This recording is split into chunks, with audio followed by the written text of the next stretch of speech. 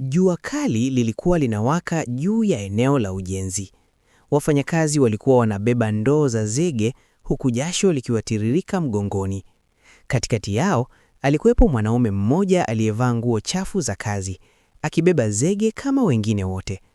Hakuna hata mmoja aliyeshuku kuwa mwanaume huyo alikuwa na utajiri mkubwa kuliko hata mmiliki wa jengo walilokuwa wakilijenga. Jina lake lilikuwa Daniel. Alikuwa bilionea maarufu jijini, mwenye kampuni kubwa na mali nyingi. Lakini siku hiyo hakukuwa na suti za gharama wala magari ya kifahari.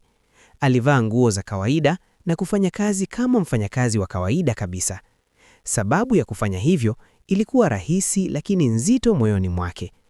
Daniel alikuwa amechoka kuona watu wakimkaribia kwa sababu ya pesa zake. Alitamani kupata mtu ambaye angempenda kwa moyo wa kweli, bila kujua yeye ni nani au ana nini. Siku kadhaa alipofanya kazi pale, watu walimzoea kama mfanyakazi mpya tu. Hakuna aliyempa umuhimu wa pekee.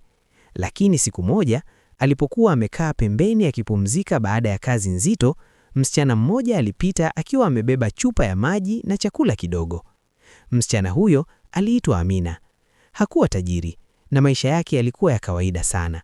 Alikuwa akiuza chakula karibu na eneo la ujenzi ili kusaidia familia yake. Alipomwona Daniel akiwa amechoka sana, alimsogelea na kusema kwa sauti ya upole, "Unaonekana umechoka sana. Chukua maji kidogo upumzike." Daniel alishangaa. Watu wengi pale walikuwa wanapita bila hata kumwangalia, lakini msichana huyo alimjali bila sababu yoyote. Alipokea maji yale na kumshukuru. Kuanzia siku hiyo walikuwa wakiongea mara kwa mara kila alipokuja kuuza chakula. Mazungumzo yao yalikuwa rahisi na ya kawaida, lakini Daniel alianza kuhisi kitu tofauti moyoni mwake. Amina hakuwahi kumuuliza ana pesa kiasi gani, wala hakuwahi kujifanya kumpendeza. Aliongea naye kwa uaminifu na kicheko cha kawaida kabisa. Kadri siku zilivyopita, urafiki wao ulizidi kukua.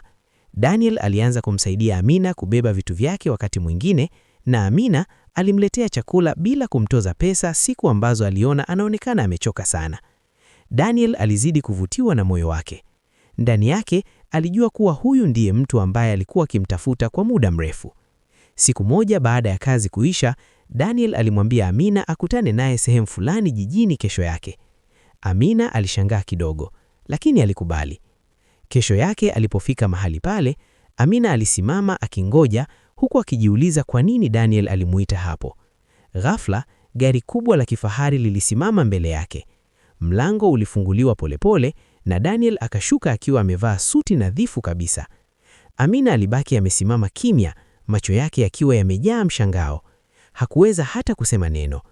Daniel alimkaribia taratibu na kusema kwa sauti ya utulivu, "Kuna kitu nilikuwa na kuficha. Mimi si mfanyakazi wa kubeba zege kama ulivyodhani. Nilikuja hapa kujua kama kuna mtu angeweza kunipenda bila kujua utajiri wangu."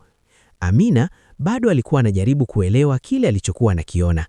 Mwanaume aliyekuwa akizungumza naye kila siku kama mfanyakazi wa kawaida, kumbe alikuwa bilionea. Daniel aliendelea kusema kwa sauti ya utulivu, "Lakini wewe ulinionyesha kitu ambacho sikuwa nimekiona kwa muda mrefu. Ulionyesha moyo wa kweli." Amina alitabasamu polepole, bado akiwa na mshangao machoni. Kisha akasema kwa sauti ya upole, "Kwangu, wewe bado ni yule yule niliyemjua pale kwenye jua kali, ukibeba zege kama wengine." Maneno yale yalimgusa Daniel zaidi kuliko kitu chochote. Ndipo alipogundua kuwa safari yake ya kujificha kama mfanyakazi haikuwa bure. Kwa mara ya kwanza baada ya miaka mingi, Daniel alihisi kuwa hatimaye amepata mtu anayempenda kwa sababu yake yeye mwenyewe, si kwa sababu ya pesa zake. Mwisho, pati moja. Subscribe, like, share na comment kwa pati pili. Hii ni Ryan African Stories.